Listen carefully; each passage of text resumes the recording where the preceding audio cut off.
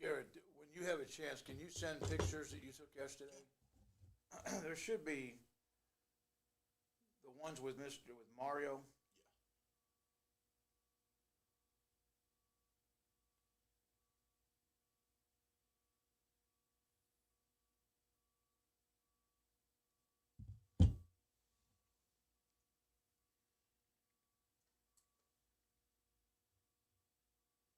Yeah. Perfect. Thank you.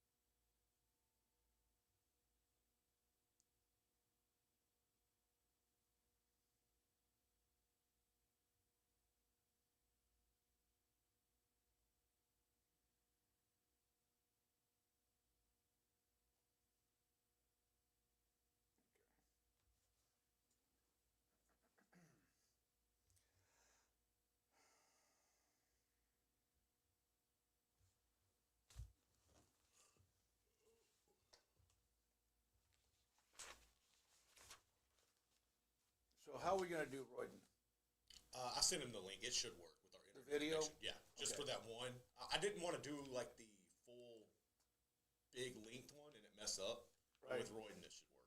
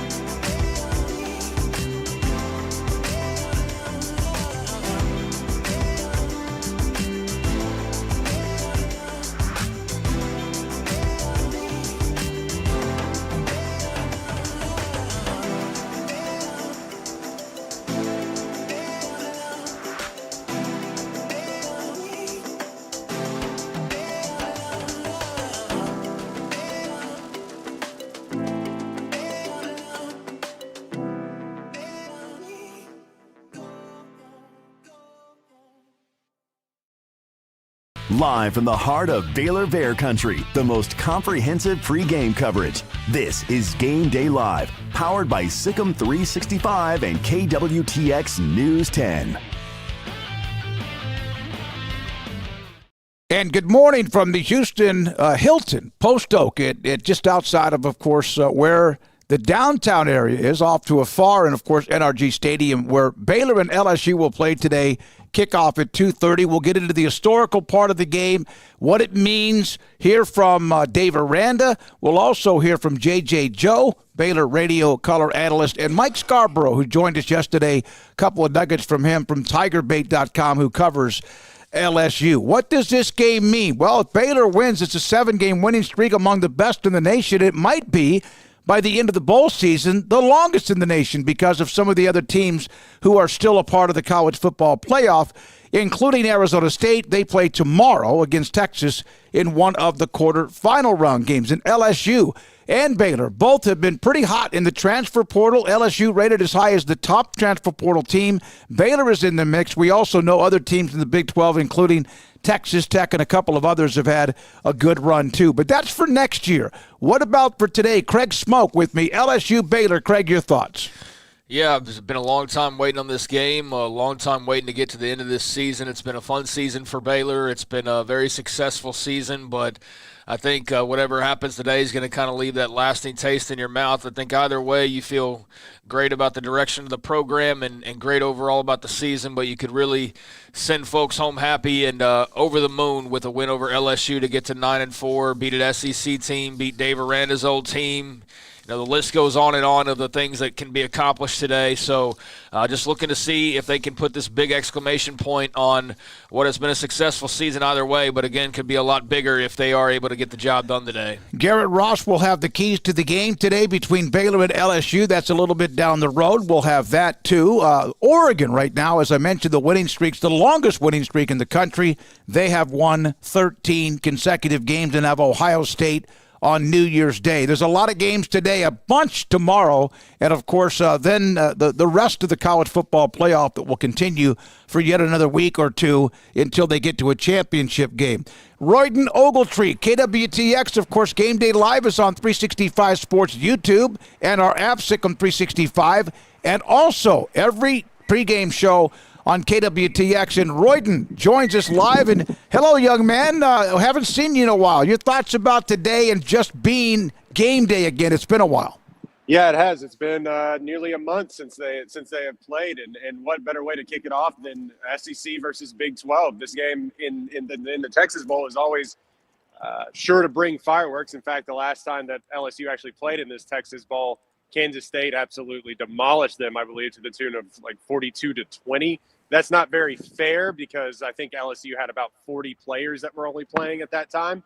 They went through a coaching change, but they are here again, and I believe they have about 56 players suiting up this time. So maybe a little bit more competition for the Baylor Bears today.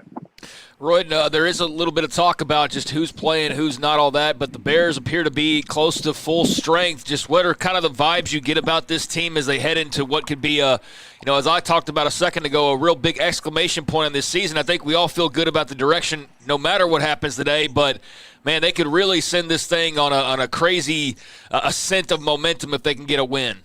Yeah, I believe the 6 wins to end out the season. I believe Jerry Hill gave me the note that the 6 wins to end out the season is the first time that Baylor has ever done that, I believe. And so 7 just adds on to that record. I think their spirits are high. They did a field day yesterday, and this is all anecdotal. They did a field day for charity yesterday with some kids, and the spirits around the Baylor team, they were hyping it up. They were excited. Not to say that LSU wasn't. It just felt like there was almost a palpable difference to me, and maybe I'm biased, but I just found that their spirits have been high, and their spirits have been high the entire time since Chad Botharine has been here through the weekend.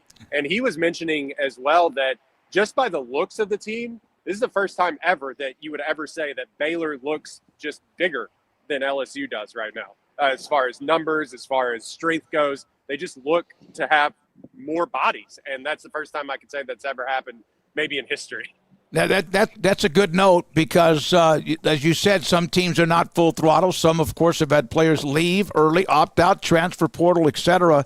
but it's good to know that. Whether they can then play that way and handle LSU remains something. We'll talk to Garrett more about the keys to the game. Royden, we did this yesterday on the show when we broadcast from here at the Hilton Post Oak, but just kind of reflecting back on where you were when they were 2-4, where you were, and then, okay, they win a game, and then they win another game, and you just like what they've done this year. Eventually, it's time to stop talking about where they were and where they are, and we do that today too, but how much they have turned this thing around.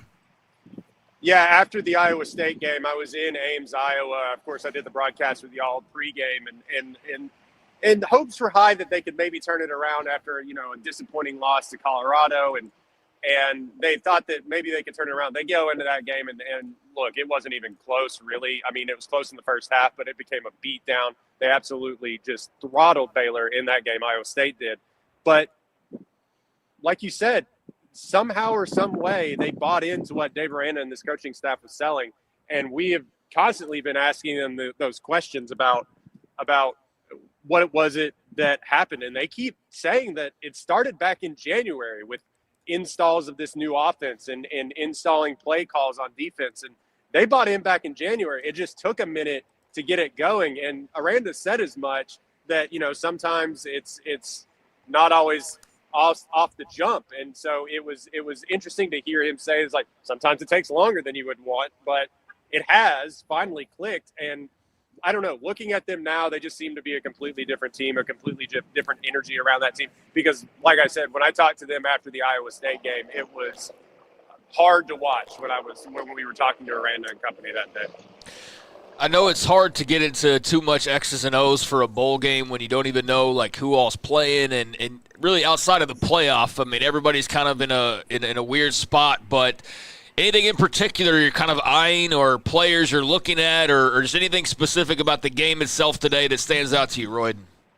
Well, look, I was doing a little bit of research, and luckily somebody else has done this for me. I believe like NOLA.com has a whole breakdown about who is all opted out for LSU, and that includes such names as Kyron Lacey, Mason Taylor. They are missing both their left and right tackle in Will Campbell and Emory Jones, and I believe their guard in Garrett Dellinger. So, yeah, just some handy-dandy notes that I jotted down before coming on with y'all. But I'm interested to see how their backup offensive line will do for LSU versus a pass rush for Baylor that honestly has kind of been lacking, and you've seen them hit the transfer portal and try to get some edge rushers and some really some better pass rush into the building than they have had this season. They've had a hard time getting to the quarterback, and in such have been giving up deep plays down the field. Now they've been pretty good at taking the ball away. They lose Corey Gordon Jr. to the transfer portal. Baylor does. That hurts. He's tied with Devin Bobby for the lead at interceptions on the team.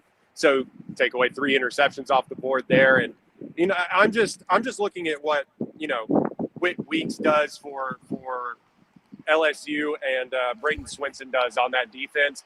Whit Weeks flies to the ball, 114 tackles on the year. Swinson with 8.5 sacks on the year. Will he be able to get in there and disrupt the flow from Sawyer Robertson, or will this offensive line continue to do what they have been doing down the stretch here and really protect him? I think that they can. It'll just be interesting to see when you have big-time SEC pass rushers going up against this offensive line. Royden, how would you define what Sawyer Robertson has meant, not just with what he can do athletically with his arm, his leg? I know he's had a walking boot on, is more protective. He's fine. Dave Aranda said he's locked in and ready to go, as are most everybody, as we've mentioned. But just what he brings, a calmness and kind of yet again a swagger to this football team since he became the starter back many weeks ago. Well, you got to ask if the power is in the mustache. You know what I mean? You got to ask if since he's grown that mustache and they went on that winning streak, things have sort of turned around. But in all seriousness, I think the rushing ability was a bonus for them early on when maybe things weren't getting open how they wanted to down the field in this air raid passing attack. And so it brought a different style. And you saw even in that Colorado game when they were still trying to get him in the swing of things, they were running that quarterback power. They have done that less and less that I've noticed since, like you said, he's been in that walking boot. I believe he got banged up in the TCU game. But I think it's just a quiet confidence that he brings to this team, that they know that he's going to make the play when they need him to make it.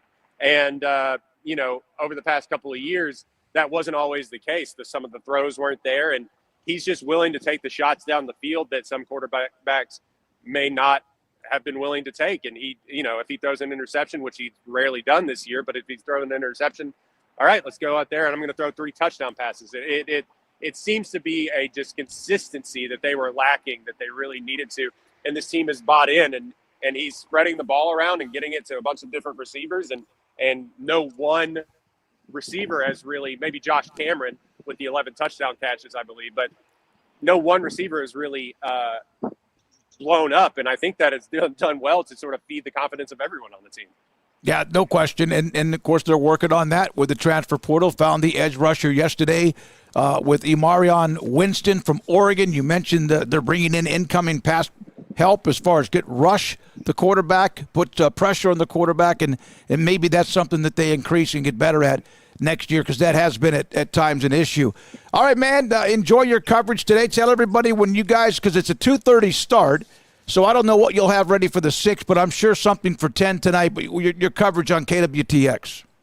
Yeah, I will be live at noon previewing the game with Julie Hayes, so we will be looking out for that on KWTX. Maybe we have Chad Botherine here, like I said, so maybe I'll be able to sneak out and go into the bowels of the stadium and do a live shot for 5 and 6, but we'll see how that works. But we will have full recap of this game at 10 and probably in the morning show on KWTX, so be on the lookout for highlights and post-game reaction. Thank you, buddy. Appreciate your time with you and Chad with what you're doing today covering the Texas Bowl for KWTX. And don't forget, during the week, most every weeknight at 10:30 on CW channel, which is a part of the KWTX family, we have 365 Sports Tonight. Oregon, 13 wins in a row. Boise State and Notre Dame, 11 consecutive wins. Boise State has Penn State. Notre Dame has Georgia in the quarterfinals. That Penn State-Boise State game is tonight. And then the Notre Dame game against Georgia is tomorrow, along with Arizona State and Texas. And then, of course, Oregon, Ohio State. What a great game and a matchup that might be. That could actually have been a national championship game, but that's how kind of the way the bracket filled out. 6 wins in a row, Arizona State, South Carolina, and Baylor. And Baylor tried to get, if they can, to 7 straight. Arizona State could do that if they beat Texas tomorrow in what would be an upset, but a huge win for the program and also for the Big 12. When we come back, Garrett has keys to the game. We'll hear from Mike Scarborough on LSU, J.J. Joe on Baylor, his thoughts about this specific game, and some nuggets on the history of the rivalry that dates back to the early 1900s. We're at the Hilton, Post Oak, inside, of course, the lobby to the right down the hallway, 365 Sports. The Road to the Texas Bowl coverage, sponsored locally by TFNB, Your Bank for Life, and Hometown Construction. We know roofing, we know remodeling. Ring in the new year with a better night's sleep on a new mattress from Waco Mattress Center. We're a local family-owned business right here in Waco, ready to help you find your new Sealy Posturepedic or Stearns & Foster. I'm Carol Weaver. Thank you for your business and keeping it local. Preco Gun and Pawn is locally owned and has served our loyal customers for over 50 years. We have thousands of guns with a wide selection of new and used, like Sig, Beretta, Colt, Browning, Benelli, and many more. We offer 6 months layaway with 20% down. Need cash today? We buy, sell, trade, and offer pawn loans on guns, jewelry, musical instruments, and quality items. Preco Gun and Pawn is Waco's trusted expert in firearms and pawn loans at 2201 West Waco Drive. Deciding who to choose to remodel or make repairs to your home can be difficult. You need someone that can communicate well and who is also competent and experienced. At Hometown Construction and Design, we have all the resources needed to get the job done right. From painting to wood rot repairs, roofing and remodeling, to building your dream home, we want to be your contractor for all things. Hometown Construction and Design. Call us today, 254-229-0006. We know roofing and we know remodeling. Are you looking for a good night's sleep? Waco Mattress Center can help. Our 5-star reviews speak for themselves from satisfied customers just like you. No gimmicks or high-pressure sales here, just the best service. I'm Carol Weaver. Thank you for your business and keeping it local.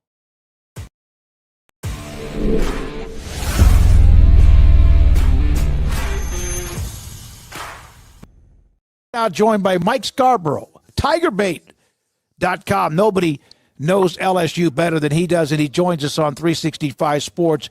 Mike, what is the interest level, the focus, locked in feeling you get with LSU in tomorrow's game with Baylor? I think it's kind of a late arriving interest.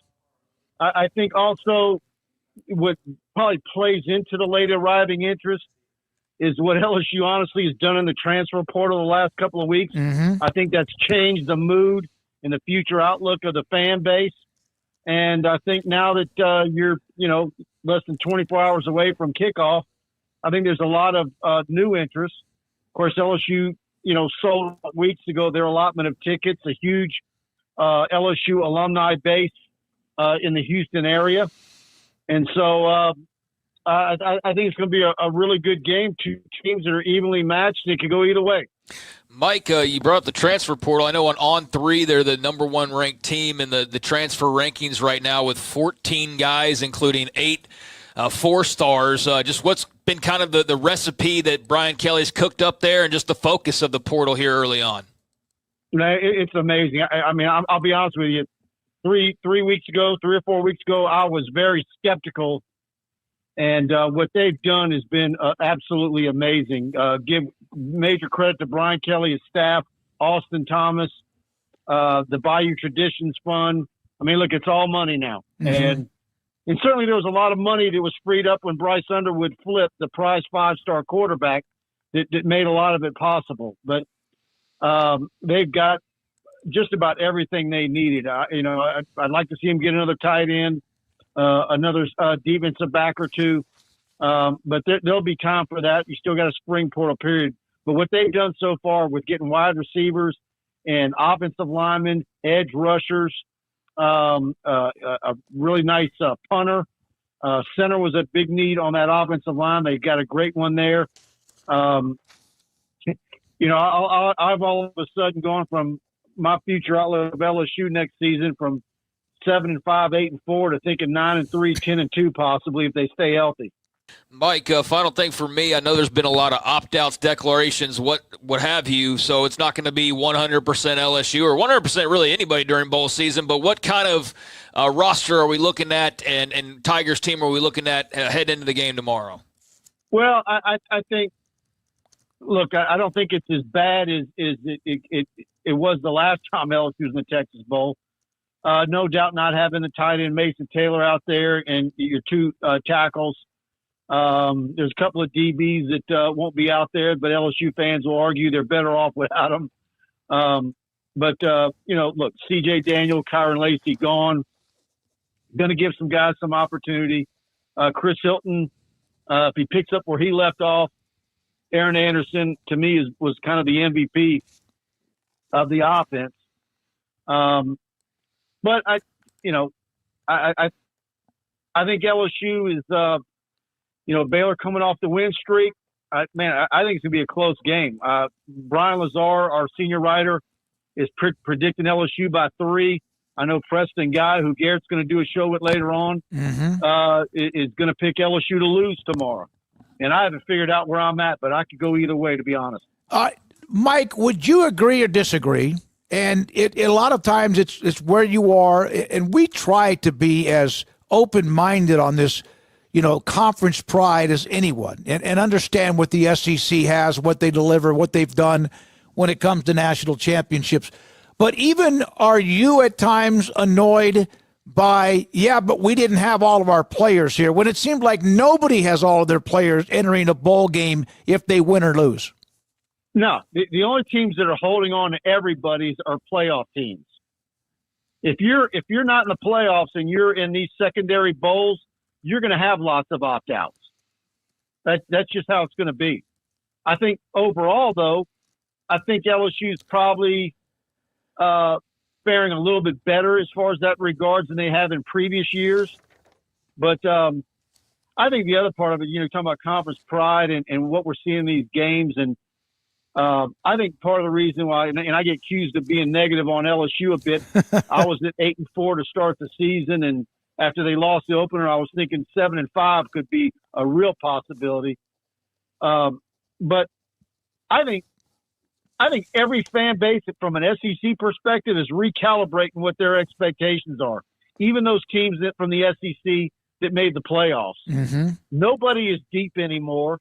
I maintain none of these SEC teams that are in the playoffs could stay on the field with the top 2 or 3 SEC teams from a decade ago. They're just not as deep. But between NIL, transfer portal, so forth, I don't know if it's ever going to get back to where you're looking at a Georgia or the 2011 LSU Alabama or 2019 LSU or 2020 Alabama, whatever you want to bring up, where you can say, oh yeah, they're about to lose 13 guys to the draft, but look what they've got behind them. Thank you very much, Mike. Have a great New Year, and we'll talk to you again around the corner. Yeah, Happy New Year to y'all, and good luck on all your bowl coverage tomorrow. Thank you, sir. Mike Scarborough. We love him. Tiger Bait covers LSU with us on 365 Sports. Game Day Live, sponsored locally by Central Texas Plumbing Solutions and Bird Colgin Ford. The right call can make all the difference on and off the field. Hi, I'm Mark Stewart with Bird Colgin Ford. When it's that time for your next car, truck, or SUV, Bird Colgin Ford is the right call. Check out the F-150, America's #1 truck, 47 years in a row. Now with 3.9 for 60, plus additional savings. Make the right call with your next vehicle at Bird Colgin Ford. Experience better at BK Ford. What have we got? The Andersons. All night tossing and turning, bad backs, sleep score at an all-time low. Round up the team. At Denver Mattress, going undercover is literally how we solve problems. And when we find sleepers waking up with aches and pains, we turn to the Tempur-Pedic Adapt, designed for ultimate pressure relief that uniquely adapts to your body's pressure points. The Tempur Adapt features innovative technology, so you get deep, undisturbed rest all night long. Denver Mattress, the easiest way to get the right Tempur-Pedic. KWTX presents the Greg May Honda Extra Point High School Football Show on News 10. Catch highlights from teams all across Central Texas every Friday night at 10. The Greg May Honda Extra Point High School Football Show on KWTX News 10 is sponsored by Greg May Honda and in part by Slovaceks, the Good Feet Store, and the Zimmerman Law Firm.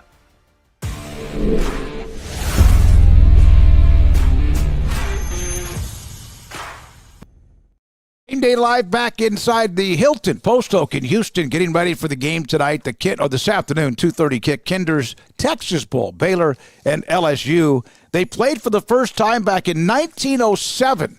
In fact, the first 5 games of the series were all shutouts: 48-0, 89-0 back in 1908. Then 1911, it was 6-0, 50-0, 22-0.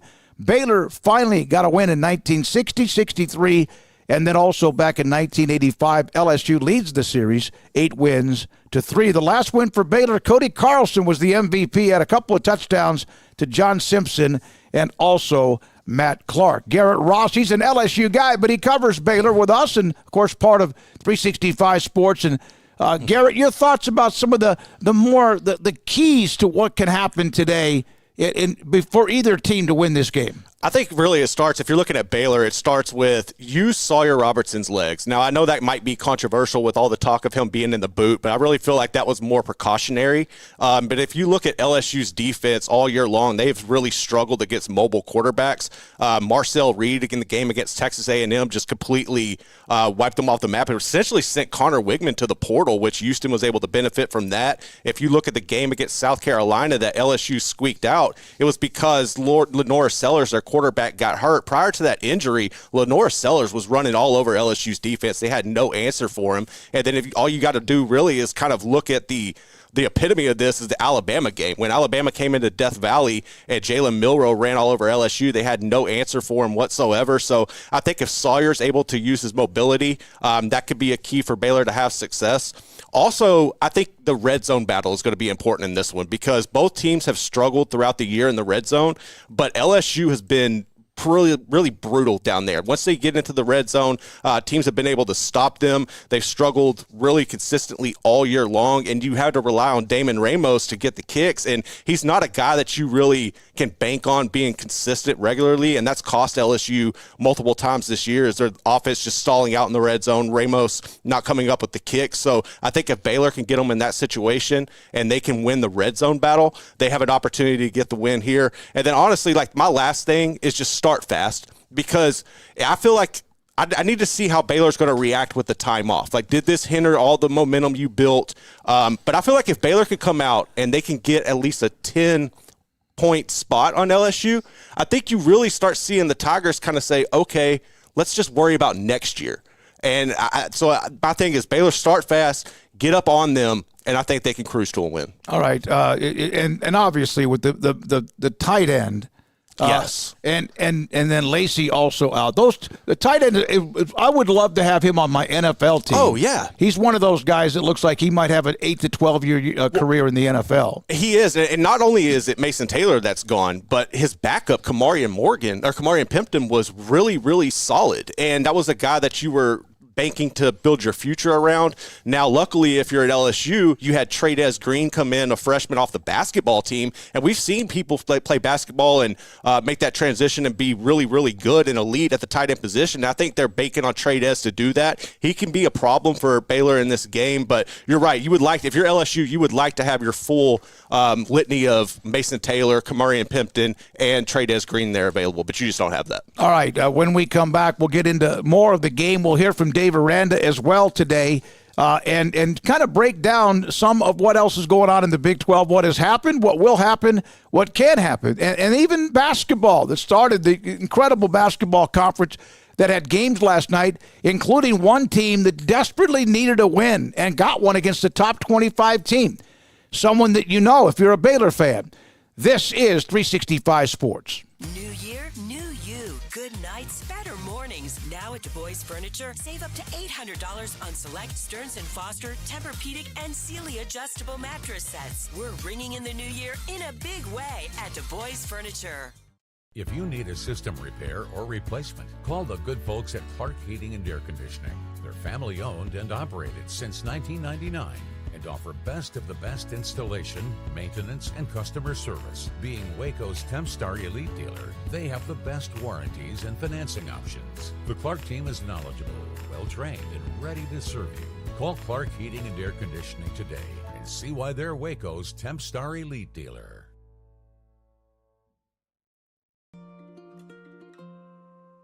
At Foster Village Waco, our mission is to bridge the gap for foster families, reunifying parents, and community by providing practical needs and a holistic approach to support in McLennan County. Together, we can build a community beyond the child welfare system. As we continue to grow, we invite you to become one of our monthly donors of $50 a month to support our mission.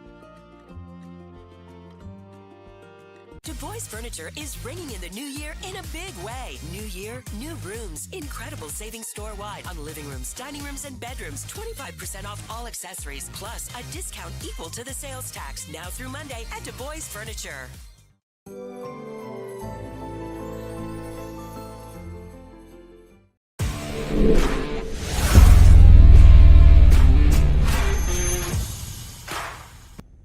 Joe, Baylor radio color analyst, former Baylor quarterback, who has also been able to maybe decompress a little bit. I know you're in Houston, and of course tomorrow the game.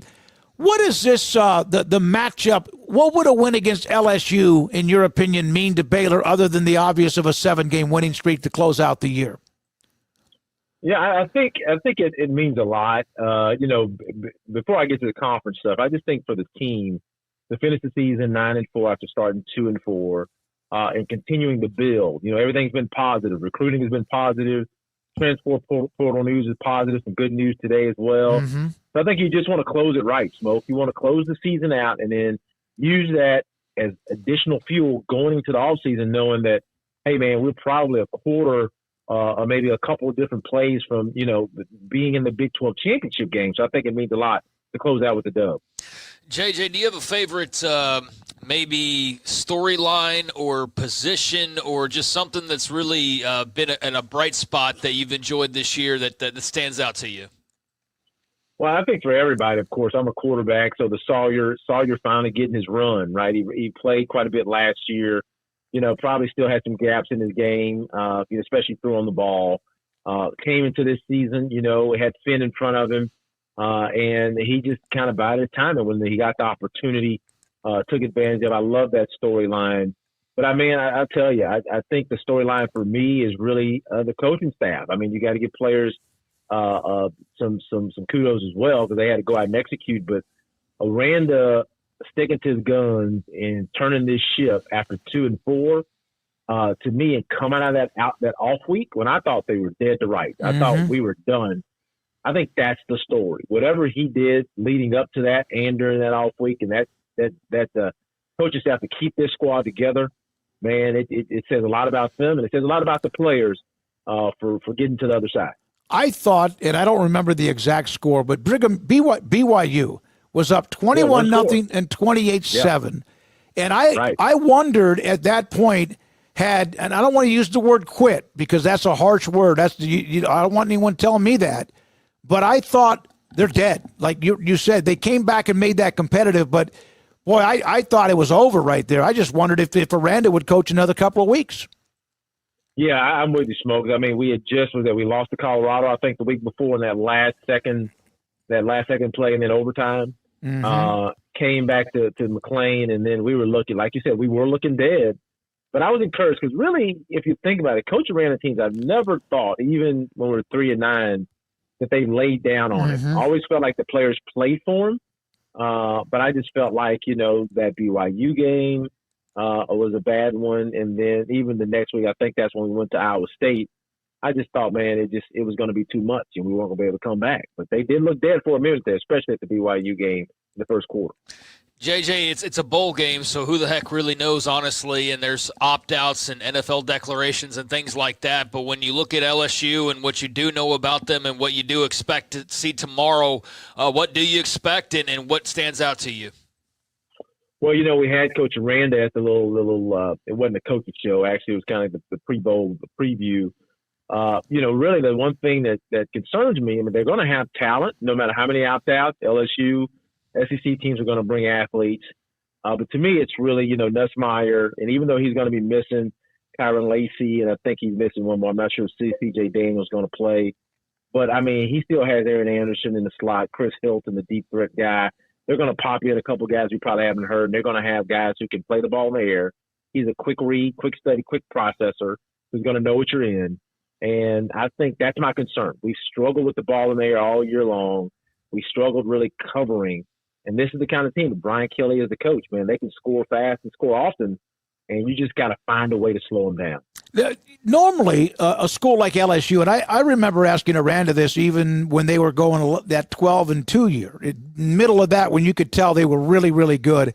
And I asked him about the difference between what he has seen in the Big 12 compared to the guys along the defensive front from when he was at LSU. And he mentioned it was different. It was huge different. Oh, yeah. That in the Big 12, you better have a great staff to scheme because you're not going to have some of those animals that play on the defensive line. Do you see that with this LSU team this year? The funny thing is I didn't. And that's the first thing I looked at. And Smoke, really, if you remember, when we played Georgia in 19, we played them in 19 in the Sugar Bowl, and they had 13 opt-outs, I think. They had a lot of dudes in play.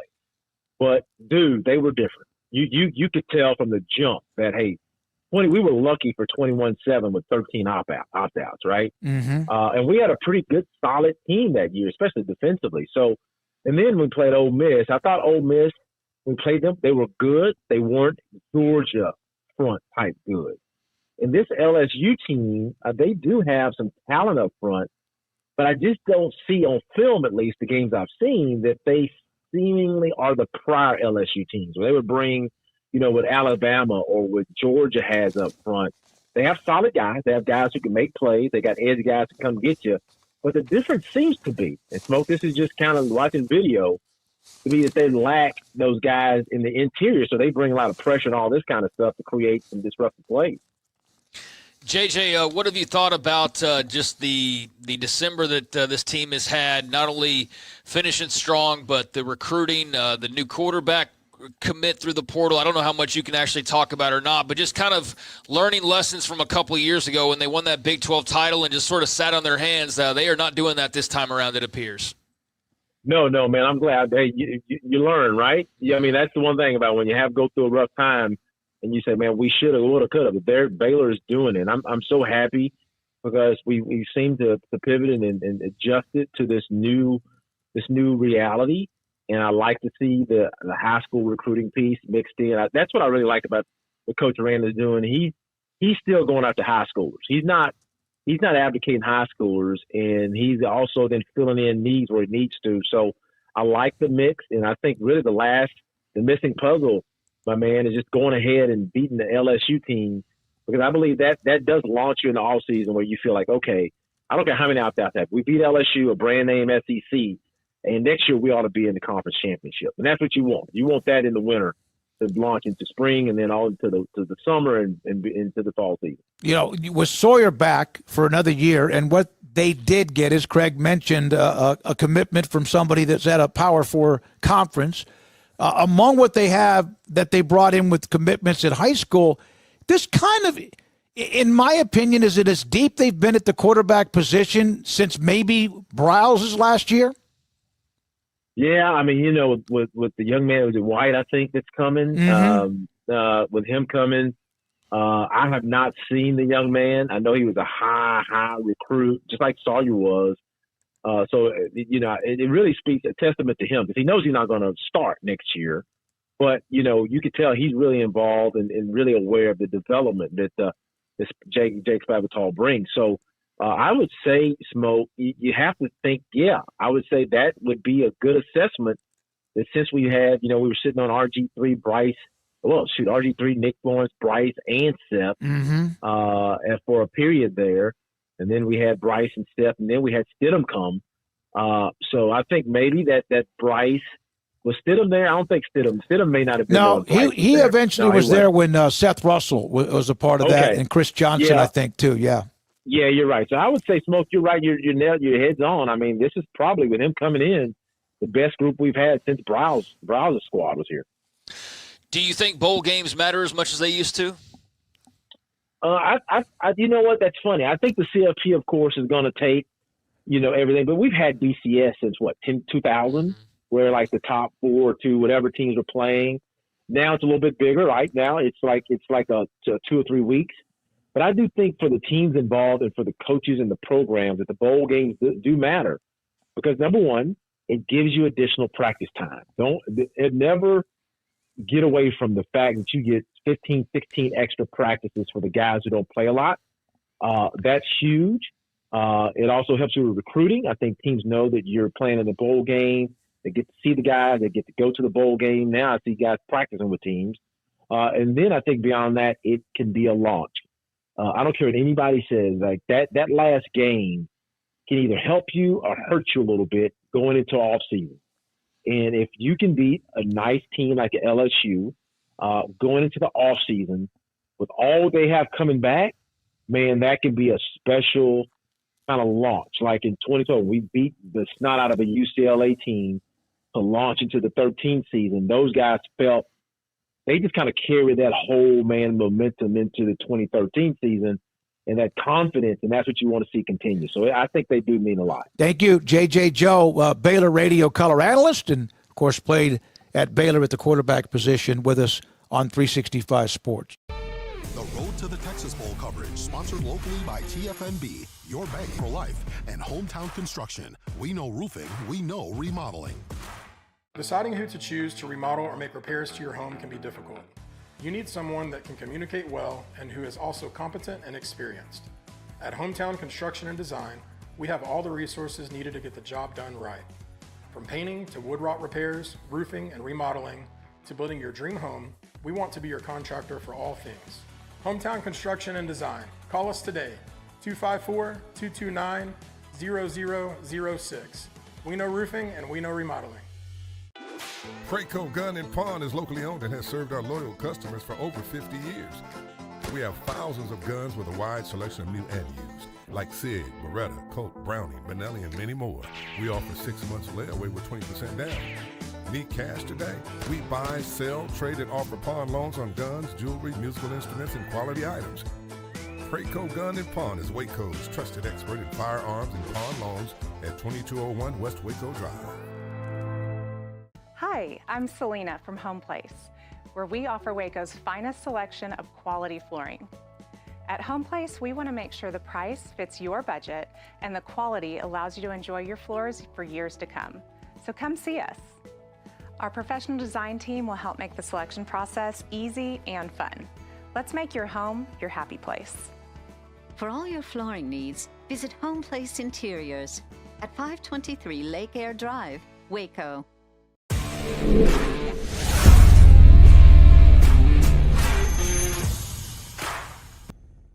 Day Live, we're inside the Hilton Hotel at Post Oak. And again tonight, I keep saying that because we're used to mostly night games. But this afternoon, 2:30, Baylor and also LSU in the Kinder's Texas Bowl. Baylor men's basketball playing today at 1 o'clock against Utah at the Foster Pavilion. Last night, wins by Iowa State beat Colorado. Houston by 13 over Oklahoma State. K-State, Jerome Tang needed a win. They beat 16th ranked Cincinnati 70-67 and Arizona 90 and TCU 81. Those are the finals from last night. So 1 o'clock at the Foster Pavilion.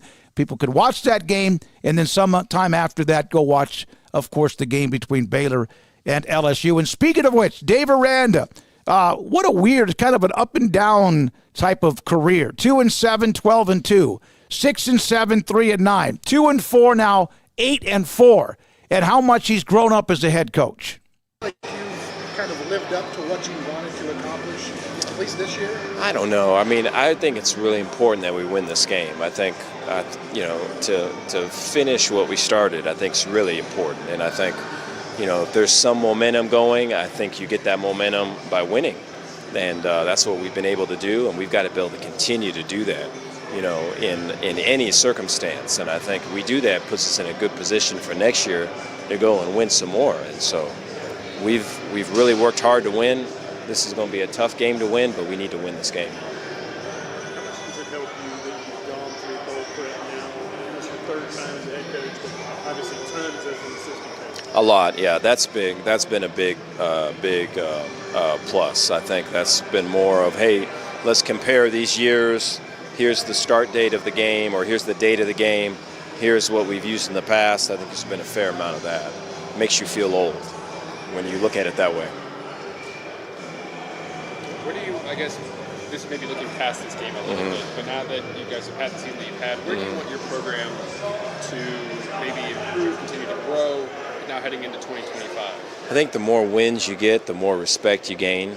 I think, I think everything's a brand, and so when they think of you, they think of whatever the narrative or the story is, and so we've got to change the story about us, and winning does that. Now, you want to win in the right way, and you want to be able to go about it the right way. I feel like we're doing that, but you got to win, and so this is a big game for us in that respect.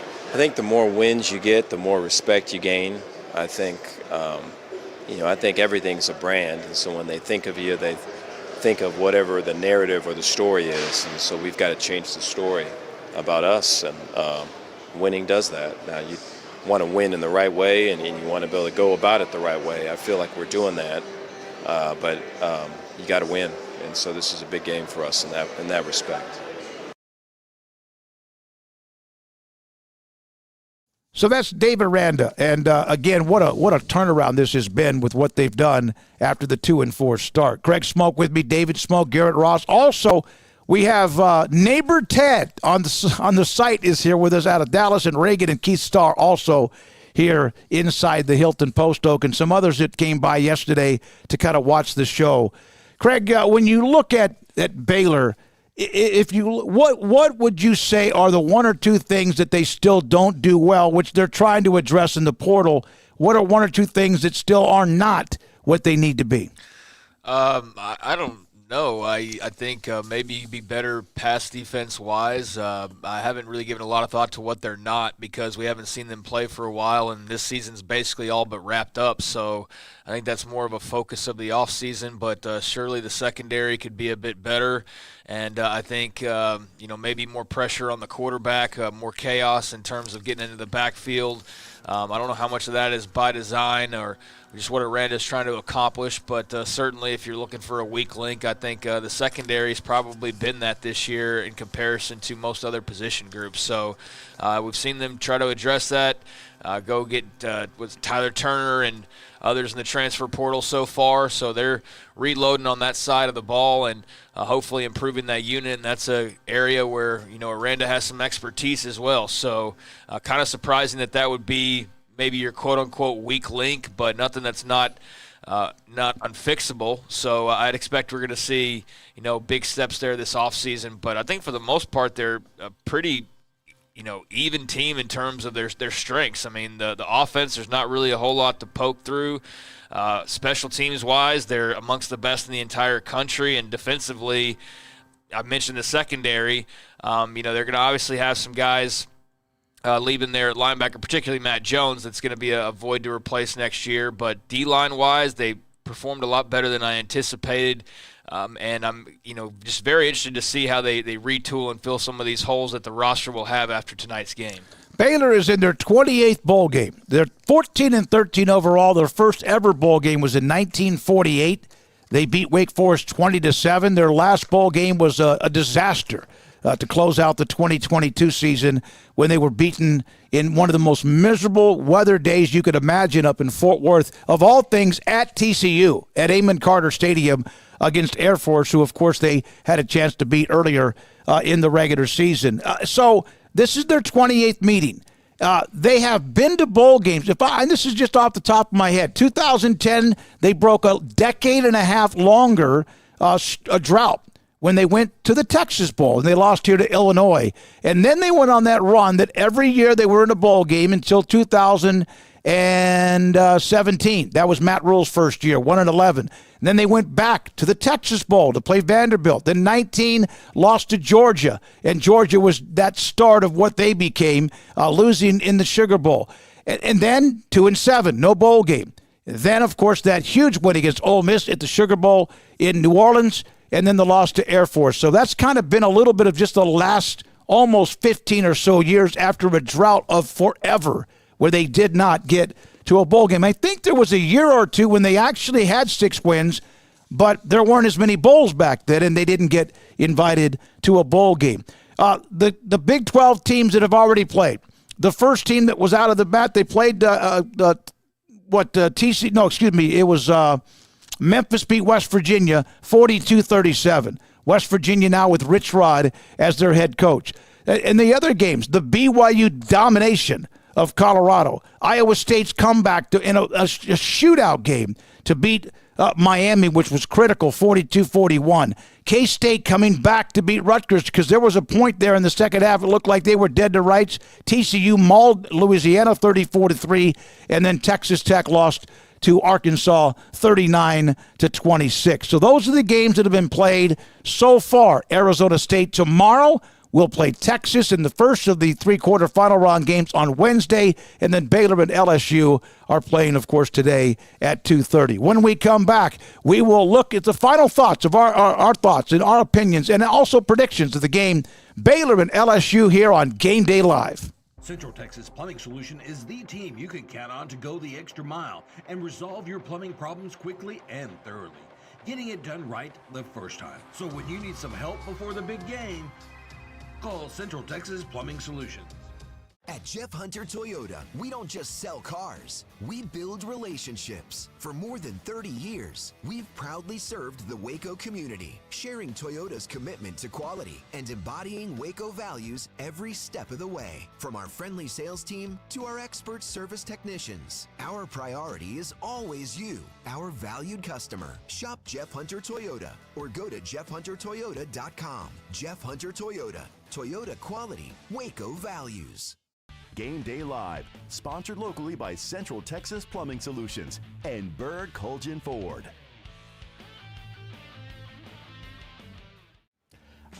so glad we called SPJST to help with our retirement. I'll never forget the day we called them. We need to call SPJST instead of that annuity. Do not want to retire like your parents. What do you mean? Y'all, we're out of toilet paper. Yeah, I'll call SPJST right now. SPJST Annuities. With guaranteed growth and income to last your entire life. It's easier than hindsight. Good call. SPJST. Growing wealth for Texas families since 1897. What sets Hillcrest Dental Care apart is our vision of how we want to care for our patients to improve their health and their quality of life, whether it's the teeth, the gums, the bite, or the smile. Because I didn't feel anything at all. When I woke up there, I had everything done. I go in the restaurant to eat, and the waitress said this, "You got new teeth." So they noticed them too. If you want something done that is good and permanent, this is the place to go. KWTX presents the Greg May Honda Extra Point High School Football Show on News 10. Catch highlights from teams all across Central Texas every Friday night at 10.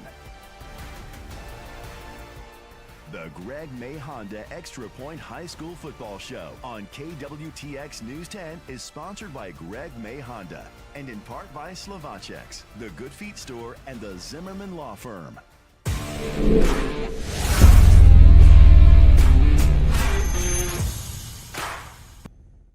We're back at the Hilton Post Oak. We appreciate our Nidra who set us up today.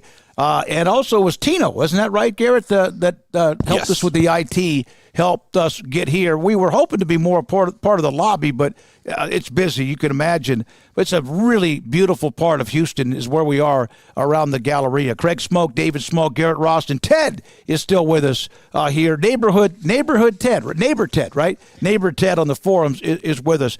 Today, a very busy schedule in college football. There is the game tonight, of course, when it comes to the college football playoffs and that Boise State-Penn State game. And we've had analysts on the show yesterday with Phil Bennett and even Tim Brando. Tim Brando feels like that he thinks that that's going to happen. He thinks Boise State will beat Penn State.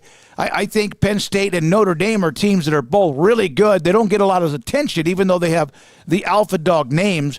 But that ought to be an interesting game to watch tonight in the college football quarterfinals, 6:30 on ESPN. Alabama, Michigan, two blue bloods, two disappointing seasons. Michigan coming off the national championship. You knew they were going to drop back after Harbaugh left and all the players that left. But this is a hell of a game to watch if you can with Alabama and Michigan. 11 o'clock they kick off here in just over an hour.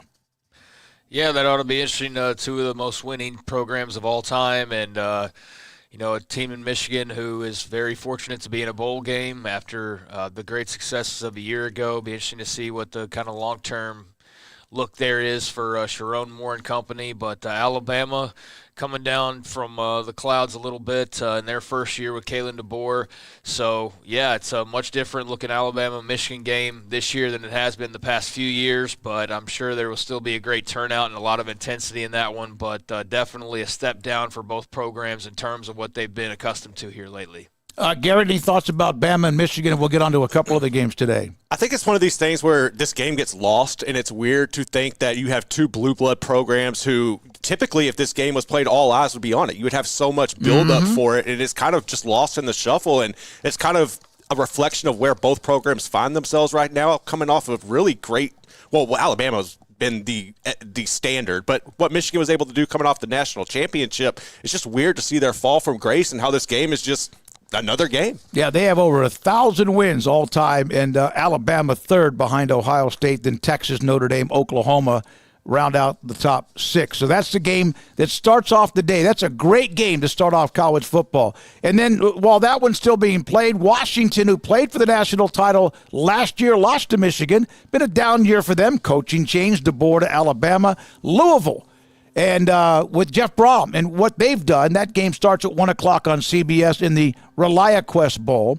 South Carolina, they got a little chip on their shoulder. They've won 6 in a row. There were thoughts that maybe even South Carolina, because of how they surged to the end of the year, maybe they should have been more involved in the college football playoff, and they play at 20th ranked Illinois. Yeah, I mean, I didn't get too involved in the South Carolina discussions, but that was something that was very much out there towards the end of the regular season, and I noticed it. I didn't, give it too much energy because it just felt like more of the SEC trying to finagle their total number of teams into the playoff. But South Carolina did have an argument. They did have a case to be stated. Whether it was valid or not, it was up to the eye of the beholder. But they finished really strong, and they have a really talented team with a great young quarterback in Lenore Sellers, who is a star and is only going to be more of a household name, I think, over the next year or two. So they're definitely a program that could finish strong, but certainly is one that you eye going into 2025 as a team that could be one of those that kind of exceeds its normal expectations. He's a stud, Sellers. Garrett, you got more close up personal with him. Man, they're really good. Remember they made the run at the end of last year, and then I think they blew a tire, but they are really pretty good. No, he's one of the better quarterbacks in the country, and I think he kind of gets lost in the shuffle just because there's not a lot of eyes on South Carolina that as typically you would see. Even with them being an SEC team, they're kind of lost in the shuffle and typically towards the bottom of the ranks there. But no, Lenore Sellers is excellent. They have a really good team. I think that Beamer has done an excellent job of building that program and creating an identity, and he knows what he's going to do. They're doing a good job in the portal as well, and they got a lot of high caliber recruits coming there. I think NIL really helps a program like South Carolina where they can compete consistently with other teams in the SEC. But this is going to be a fun matchup. It's interesting. I'm going to be interested to see how Illinois' defense can hold up and try to contain him, because that's going to be a factor. Yeah, they're 20th, South Carolina 15th in the country. That one kicks off at 2. We'll get back to Baylor and LSU and our thoughts in just a second, but one on the quarterfinals. Anybody think that either will there be an upset? And upset, the term upset is relative when it comes to Boise State, Penn State tonight, Texas, Arizona State. I don't think, no matter what, if Ohio State beats Oregon, considering the seedings, it might be, but it's not, because those two got a 1-point game in Eugene earlier, and then Notre Dame. And to me, if they beat Georgia, maybe that's considered, but I don't think so. Anybody think that one of those 4 games will be an upset? No, I don't think so right now. No, I think I'd pick Texas. I'd pick, like you said, Ohio State, Notre Dame's kind of a coin flip. I think Oregon over Georgia. I mean, maybe Georgia. I don't know without. No, Ohio State, Oregon. Ohio State, Oregon. I mean, yeah, I think Georgia and Notre Dame could be a game that maybe gets that upset, but I don't know how much of an upset you would consider, So I think there's 2 games where it wouldn't really be an upset, and there's 2 where, you would qualify that as an upset, but I don't think I'd lean that way in either direction, even though I know that Tim Brando is very high on Boise. He's got his own opinions. In Arizona State, I wouldn't go there. All right, let's talk Baylor LSU real quickly. I thought I've seen most of what we saw in the forums was like 38-35, that kind of thing. I do think Baylor wins the game. I think they start well. I don't know about the layoff that affects them. It can. I take Baylor to win by a field goal in this game, and I do think both teams get close to 30 or more. Yeah, I don't remember what my final score prediction was exactly, but I'll take Baylor, in a relatively high-scoring game. I think that they're just a slightly better team with what they've got on the roster, and I'll go Bears. All right, what do you think, LSU, man? I'm taking Baylor 38-35. I think it's going to be a really good game. But that was kind of the average score that I saw throughout. Ted, do you think LSU or Baylor? Baylor. Ted says Baylor. All right, thanks to a lot of you in the chat room today. Also, those who watch us on YouTube, 365 Sports, plus those of you who watch us or listen to us on Sikkim 365 app. For Garrett Ross, for Craig Smoak, I'm David Smoak. Thanks to Josh Young and KWTX. Game Day Live. Enjoy your day. Du Bois Furniture is ringing in the new year in a big way. New year, new rooms. Incredible savings store-wide on living rooms, dining rooms, and bedrooms. 25% off all accessories, plus a discount equal to the sales tax. Now through Monday at Du Bois Furniture. If you need a system repair or replacement, call the good folks at Clark Heating and Air Conditioning. They're family-owned and operated since 1999. And offer best of the best installation, maintenance, and customer service. Being Waco's Tempstar Elite dealer, they have the best warranties and financing options. The Clark team is knowledgeable, well-trained, and ready to serve you. Call Clark Heating and Air Conditioning today and see why they're Waco's Tempstar Elite dealer.